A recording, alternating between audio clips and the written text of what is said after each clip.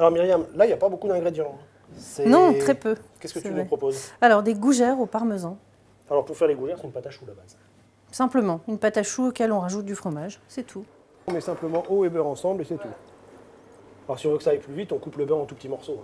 On va bientôt arriver à ébullition. Dès qu'on est à ébullition, on incorpore la farine. Voilà. On ajoute La farine, alors c'est important, c'est d'un seul coup. ça d'un seul coup, voilà. Voilà. Et il faut tourner très vite aussi. On voit que dans le fond, on commence à avoir une fine pellicule de pâte qui reste. Ouais.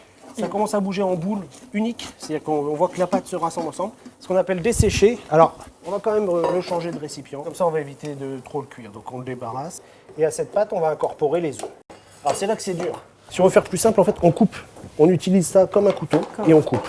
Tout bêtement, on fractionne sa panade en tout petits morceaux. Et ensuite, je l'écrase sur le bord de ma calotte.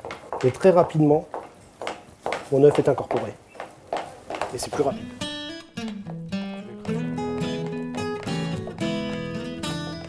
Là, la pâte à choux, quand on la soulève, on voit qu'elle retombe en bec de perroquet. Là, elle fait une pointe. Elle retombe tout doucement, mais elle reste homogène. C'est fini. Il n'y a plus qu'à ajouter le parmesan. Je te laisse touiller. Voilà, c'est terminé. On remplit la poche à douille. Donc là, Myriam couche tous les choux en quinconce. Ça permet une circulation très régulière de toute la chaleur autour des choux.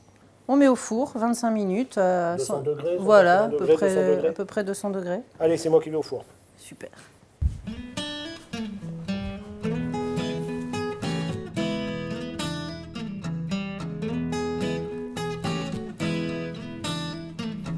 Alors elles sont restées peu cuites pour qu'elles soient moelleuses, c'est très agréable.